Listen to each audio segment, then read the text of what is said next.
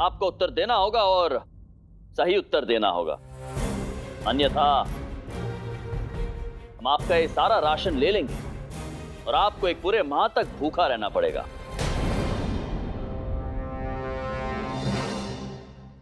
उचित है महाराज, मुझे चुनौती स्वीकार है, किंतु यदि मैं विजयी रहा तो आप भी मुझे वो देंगे जो मैं चाहूंगा।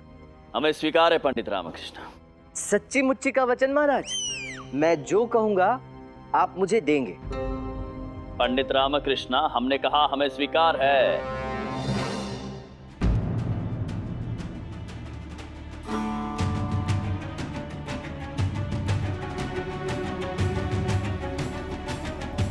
बाहरी रूप पर मत जाओ रामा, महत्वपूर्ण ये है कि हमारे मन के भीतर क्या है, ना कि हमारा बाहरी व्यक्तित्व कैसा है।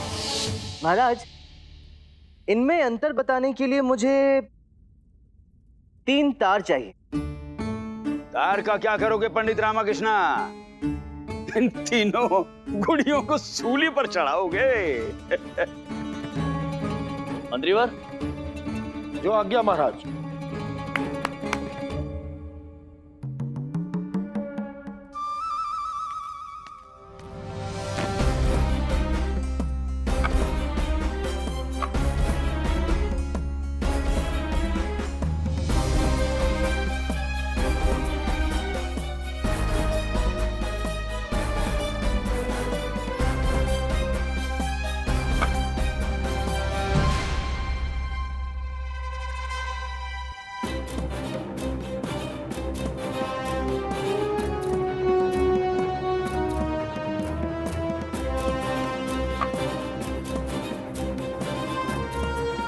कर क्या रहा है ये पंडित रामकृष्ण?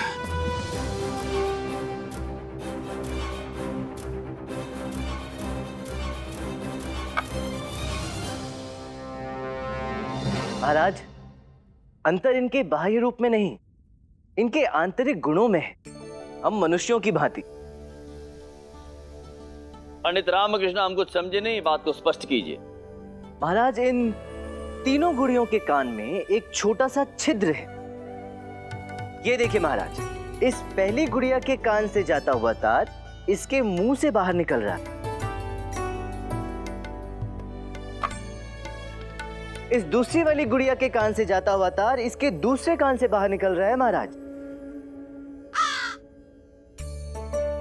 किंतु इस तीसरी वाली गुड़िया के कान से जाता हुआ तार इसके हृदय तक पहुंचकर बाहर ही नहीं निकल रहा। ये क्या कह रहा है पंडित रामकृष्ण? हमारी तो समझ में कुछ नहीं आ रहा है। गुरुजी, आप तो अब रहने ही दीजिए, ये सब समझना आपके वश की बात नहीं है। पंडित रामकृष्ण, हम अभी भी बात को समझ नहीं पा रहे हैं, आप विस्तार से समझाएंगे? जी महाराज।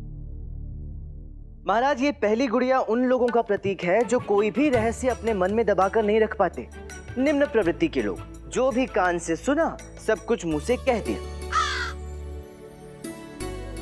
महाराज, ये दूसरी गुड़िया उन लोगों का प्रतीक है जिन पर किसी भी बात का कोई प्रभाव ही नहीं पड़ता, मध्यम प्रवृत्ति के लोग, जो भी एक कान से सुना दूसरे से बाहर निकाल दिया। और ये तीसरी गुड़िया उन लोगों का प्रतीक है जो हृदय से भले होते हैं, जो कोई भी रहस्य, कोई भी भेद जीवन भर अपने हृदय में संभाल कर रख सकते हैं। क्यों, सही कहा ना मैंने?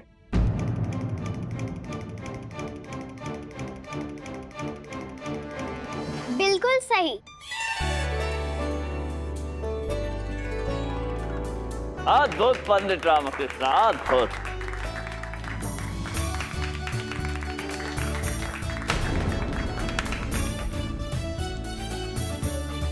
परंतु पंडित रामकृष्ण, इसका एक और अर्थ भी तो हो सकता है। वो क्या महाराज? ये जो पहली गुड़िया है वो बुद्धिमान लोगों को दर्शाती है, जो औरों की बातें सुनते हैं, ज्ञान प्राप्त करते हैं और वो ज्ञान सभी के साथ बांटते भी। जो सुनते हैं वो अपने मुख से, अपने वाणी द्वारा वो औरों के साथ बांटते हैं। दूसरी जो गुड़िया है वो साधारण वर्ग के लोगों को दर्शाती है, जो आधी बात सुनते हैं, आधी बात समझते हैं, और जो उनकी आधी अधूरी समझ होती है वही औरों में बांटते हैं। हमारे गुरुजी की तरह। और ये जो तीसरी गुड़िया है वो अत्यंत दुष्ट बुद्धि वाले लोगों को दर्शाती है, जो बात सुनते हैं, ज्ञान रखते हैं, परंतु केवल अपने भीतर रखते हैं, उसे किसी के साथ बांटते नहीं। अद्भुत महाराज, अद्भुत। आपका दृष्टिकोण भी एकदम उचित है। ओ, तो इसका तात्पर्य ये है, जिसका जैसा दृष्टिकोण उसका वैसा वर्णन। अर्थात एक वस्तु के कई सारे अर्थ हो सकते हैं। क्यों पंडित रामकृष्ण? चाहे वो शिल्प कला हो या चित्रकला। झिल्ली, आप कहना क्या चाहती हैं? जी महाराज, झिल्ली के कहने का तात्पर्य ये है कि किसी भी कला को देखने का हर व्यक्ति का दृष्टिकोण पृथक होता है। हर किसी की अपनी अलग व्याख्या होती है। कोई वस्तु आपको किसी तरह लगे तो वही वस्तु किसी और को कुछ और दृष्टिगत होती है। महाराज, इस समय आपकी आंखें मुझे देख रही हैं और मेरी आंखें आपको। बस दृष्टिकोण पृथक है, इसमें कुछ भी उचित या अनुचित नहीं है। अर्थात जिसकी जैसी दृष्टि उसकी वैसी व्याख्या। वाह, सत्य है महाराज। क्षमा करें, कोतवाल का भी अपना दृष्टिकोण था आपकी कला को परखने का।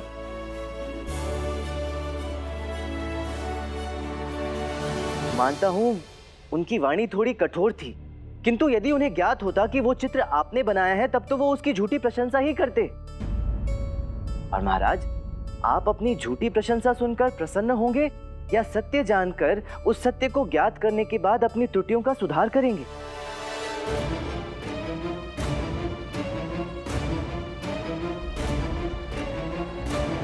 पंडित रामकृष्ण, हम आपके कथन को समझ भी गए और आपने जो व्याख्या दी उससे सहमत भी हैं। अब आप बताइए, आप क्या चाहते हैं? मणि निश्चय ही एक महल मांगेगा। नहीं धनी, इतनी सारी स्वर्ण मुद्राएं मांगेंगी, देख लेना। चुप रहो मूर्खों, क्यों हमारे घाव पर नमक छिड़क रहे हो? पंडित रामकृष्ण, बताइए, निसंकोच बताइए, आप चाहते क्या हैं? महाराज, कोतवाल की रिहाई।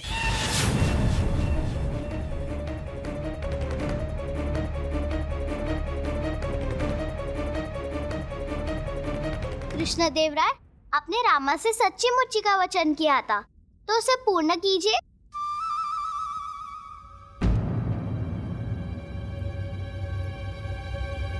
मंत्रीवर, महाराज, कोतवाल को रिहा करके राज दरबार में प्रस्तुत किया जाए। जो आज्ञा महाराज।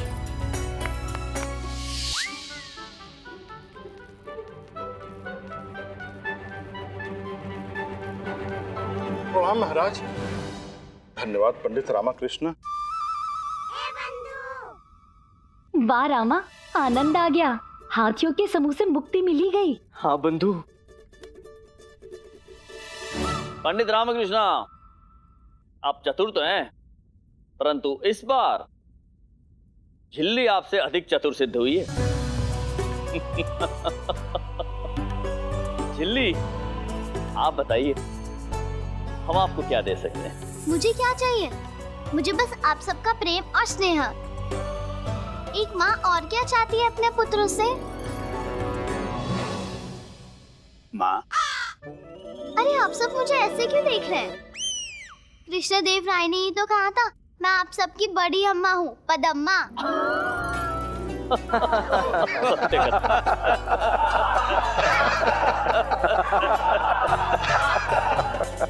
अब मुझे जाना है।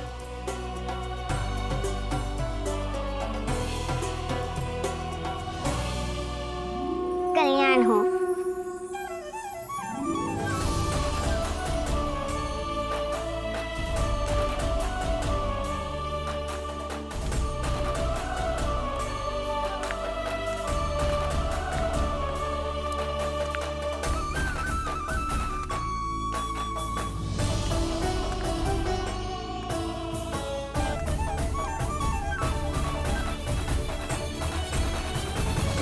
धन्यवाद पंडित रामकृष्ण, आपने मुझ पर बहुत बड़ा उपकार किया है। अब एक उपकार आप भी मुझ पर कीजिए कोतवाल जी। कैसा उपकार? अपने 9 बच्चों और धर्म पत्नी को मेरे घर से ले जाइए। अवश्य अवश्य। धन्यवाद। अवश्य।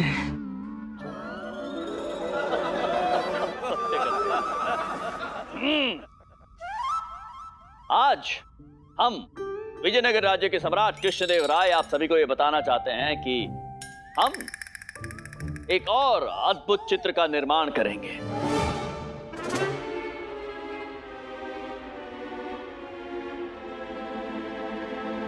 आप सभी को भयभीत होने की आवश्यकता नहीं है, क्योंकि इस बार हम किसी को दंडित नहीं करेंगे। सत्य कह रहे हैं। अच्छा, झिल्ली वाला सच्ची मुच्ची का वचन भी देते हैं। महाराज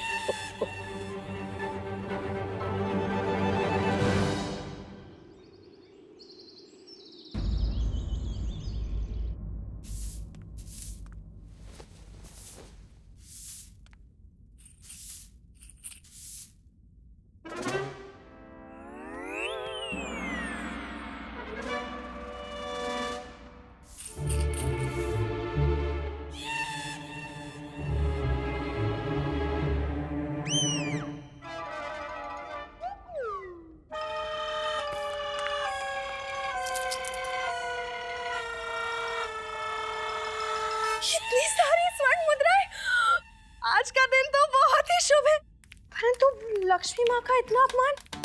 अम्मा, ये देखो, इतनी सारी स्वर्ण मुद्राएं। ये कहाँ से आई? हमें भी नहीं पता, शायद आपके पुत्र को ज्ञात हो। चलो चलकर पूछते हैं। हाँ?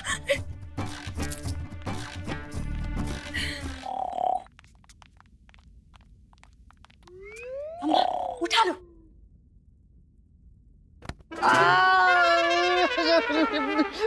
शारदा, तुमने अम्मा को लाठी उठाने के लिए क्यों कहा? नहीं नहीं, हमने तो अम्मा से आपको उठाने के लिए कहा था। अम्मा ने लाठी उठा ली।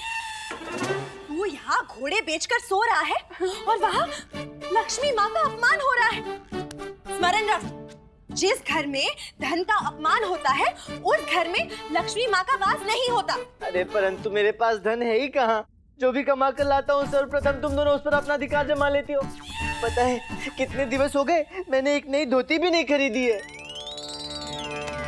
क्या हुआ? अरे रुको, अरे क्या है?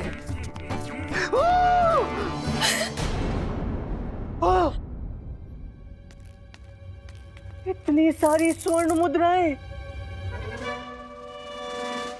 मैं कहीं स्वप्न तो नहीं देख रहा अम्मा? अगर ये स्वप्न है तो मुझे निद्रा में ही रहने दो, बड़ा ही सुंदर स्वप्न है। बातें मत बनाओ। ये स्वर्ण मुद्राएं यहाँ छुपाकर क्यों रखी हैं? अगर धन नहीं था तो ये आया कहाँ से? अरे मुझे कैसे ज्ञात होगा? हरी स्वर्ण मुद्राएं नीचे गिरा दी और तुझे ज्ञात ही नहीं है। और हम हैं कि एक एक स्वर्ण मुद्रा का हिसाब रखते हैं। माँ, मेरे पास तो केवल एक ही स्वर्ण मुद्रा है, जो मुझे शारदा ने दी थी। महाराज तो पुरस्कार देते रहते, उन्होंने ही कोई पुरस्कार दिया होगा जिसके बारे में आपने हमें बताया नहीं। शारदा महोदया, महाराज मुझे दरबार में सबके सामने पुरस्कृत करते हैं। पूरे विजयनगर को ज्ञात हो जाता है जब भी मुझे पुरस्कार मिलता है। तो फिर ये आए कहाँ से? अरे मुझे क्या पता।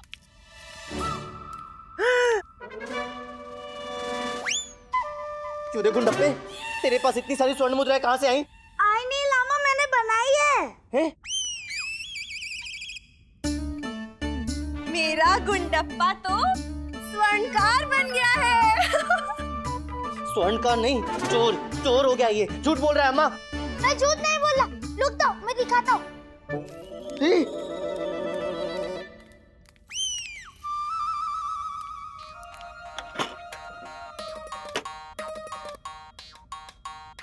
लोहे की गोल तुक लेके आगे और पीछे बत्ती तुनेला लंग लगाना होता है। मैंने तो बहुत ताली बनाई थी, पता नहीं कहाँ गिर गई।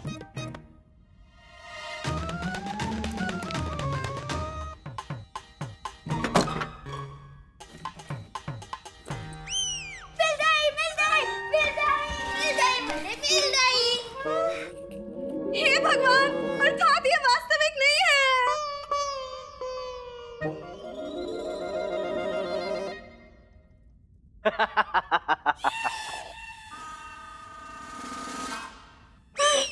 कितनी हानि हो गई। हाँ अम्मा, हमने सोचा था अधिक धन से हम ढेर सारी सामग्री खरीदेंगे, परंतु अब क्या लाभ। अच्छा, आपका मासिक वेतन कब आ रहा है? वेतन छोड़, ये बता कि महाराज तुझे पुरस्कार कब देंगे? अम्मा, इतना सब कुछ तो है हमारे पास, अब और किसी वस्तु की क्या आवश्यकता है? क्या है हमारे पास? धन जितना हो कम ही होता है। और आपका वेतन कब बढ़ेगा? नहीं नहीं, वो तो शब्द केवल हमारे हैं, विचार तो अम्मा के है ना अम्मा? कहा था अम्मा। उससे पहले तो मुझे ये बताओ कि इन स्वर्ण मुद्राओं के बारे में अम्मा से तुमने ही मेरी शिकायत की ना? तू तो बोल रहा है कि ना हम अरे!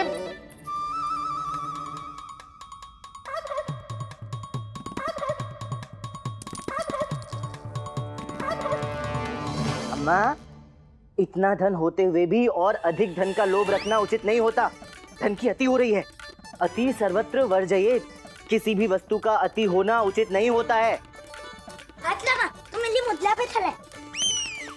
तेरी मुद्रा पे खड़ा है, हाँ खड़ा। बहुत उद्दंड हो चुका है तू। तेरी वजह से मुझे इतनी डांट पड़ी और इतनी मार पड़ी अम्मा की। चल ये सारी स्वर्ण मुद्राएं उठा और मुझे पोटली में भर के दे। अब मैं ऐसे अभी नगर के बाहर फेंक कर आता हूँ कुएं में। चल उठा जल्दी। ये वाली भी। दे इधर। अम्मा, लामा तो लो तो ना, मैंने कितना पलितलम तलती तो मुद्राएं बनाई थी, वो कुएं में फेंकेगा, उसको लोगो ना। चुप कर।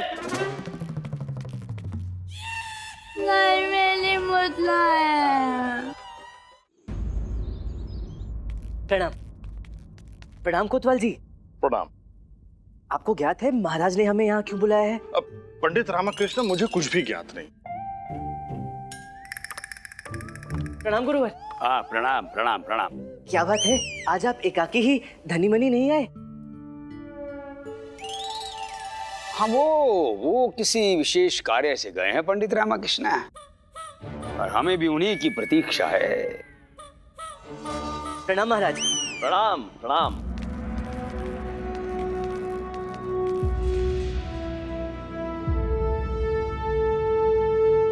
आज एक अत्यंत विशेष अवसर। आज हमारी छोटी महारानी तिरुमलंबा का जन्म दिवस है। छोटी महारानी जी, आपके जन्म दिवस पर हमारी आपको अनेकों अनेक शुभकामनाएं। जन्मदिन की बहुत बहुत शुभकामनाएं छोटी महारानी जी। शुभकामनाएं महारानी। जन्मदिन की हार्दिक शुभकामनाएं। धन्यवाद धन्यवाद धन्यवाद धन्यवाद। और इस उपलक्ष्य पर छोटी महारानी जी आप सभी को उपहार देना चाहती है। जी महाराज। अरे रामा, कहीं महारानी के हाथों से बने मिष्ठान तो नहीं खाने होंगे?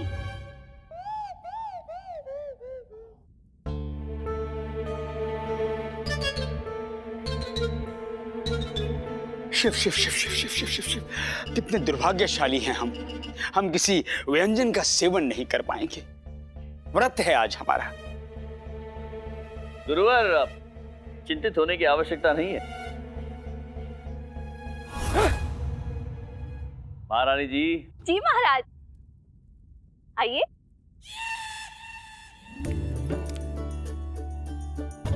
ये दुर्भाग्यशाली तो ये धनी मनी है।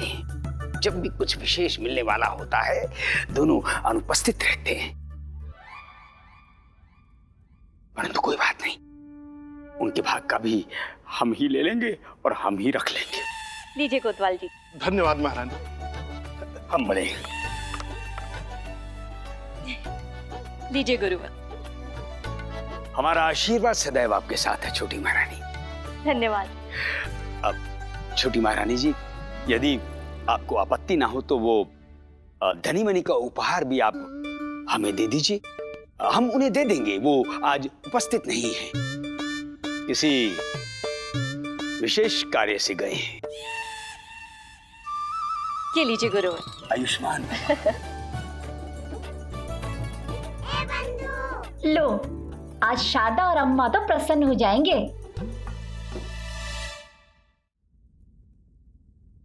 ये लीजिए। क्षमा करें महारानी जी, परंतु मैं ये उपहार स्वीकार नहीं कर सकता। सभी लोग तो इसे स्वीकार कर रहे हैं, फिर आप क्यों मना कर रहे हैं? महाराज का दिया हुआ सब कुछ तो है मेरे पास, अब और किसी भी चीज की आवश्यकता नहीं है मुझे। हाँ, महाराज का दिया तो सब कुछ है ही महाराज, उसके अलावा भी बहुत कुछ है। पंडित रामकृष्ण, छोटी महारानी जी इतने स्नेह से आपको उपहार दे रही है, स्वीकार कर लीजिए। महाराज, किसी भी चीज की अधिकता अच्छी नहीं होती, फिर चाहे वो धन ही क्यों ना हो। पंडित रामकृष्ण, आप छोटी महारानी का अनादर कर रहे हैं। हमने भी तो उपहार स्वीकार किया उनके हाथों से, आपके विशेषण जो मना कर रहे हैं। हाँ, लगता है पंडित रामकृष्ण के पास धन की अधिकता हो गई है। नहीं गुरुवर, ऐसी कोई बात नहीं है। तो फिर क्या कारण है पंडित रामकृष्ण कि आप ये उपहार स्वीकार नहीं कर रहे हैं? महाराज, बात तनिक व्यक्तिगत है। ऐसा क्या व्यक्तिगत है पंडित रामकृष्ण जो आप हम सबको नहीं बता सकते हैं? इतने धृष्ट हो गए हैं आप, कारण तक नहीं बता सकते हैं आप, और उस पर महारानी तिरुमलंबा का अपमान भी कर रहे हैं आप। गुरुवर, हमारा अपमान हो गया? हो गया, कर दिया इन्होंने।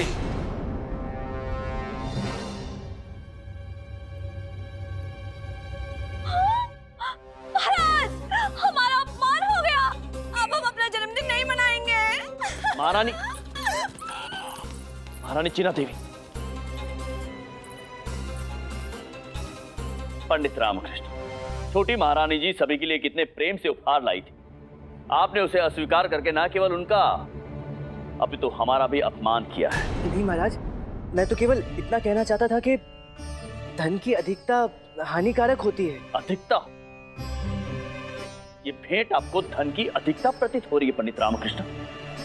वो महाराज, मेरे पास पर्याप्त धन है, मुझे अब और धन की आवश्यकता नहीं है। महाराज के धन की आवश्यकता नहीं? अहंकार आ गया है आप में पंडित रामकृष्ण। लगता है आपके पास धन की अधिकता हो गई है, घमंडी हो गए हैं महाराज। ये ऐसा प्रतीत होता है अपने आप को सबसे ऊपर समझने लगे हैं। नहीं गुरुवर, आप मुझे गलत समझ रहे हैं। ये घमंड नहीं तो और क्या है पंडित रामकृष्ण। आपने महारानी तिरुमलंबा का अपमान किया जी, हमारे निवेदन को अस्वीकार किया। महाराज, आप मेरी भावनाओं को समझे नहीं। तो अब हम आपको ना समझ लग रहे हैं। लज्जा आनी चाहिए आपको पंडित रामकृष्ण। पंडित रामकृष्ण, आपने हमारा निवेदन अस्वीकार किया, अब हम आपको आदेश देते हैं, और हमारा आदेश यह है कि आप इसी क्षण यहां से चले जाइए। आपका मुख देखना नहीं चाहते हैं।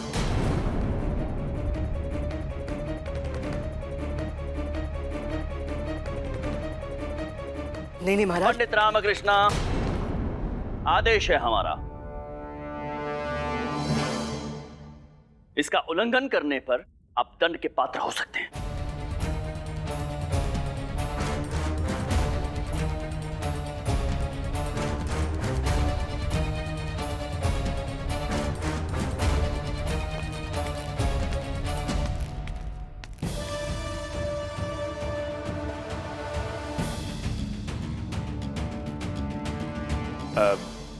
क्षमा करें महाराज, हमें भली भांति ज्ञात है कि पंडित रामकृष्ण उपहार लेने से मना क्यों कर रहे हैं। क्यों गुरुवर?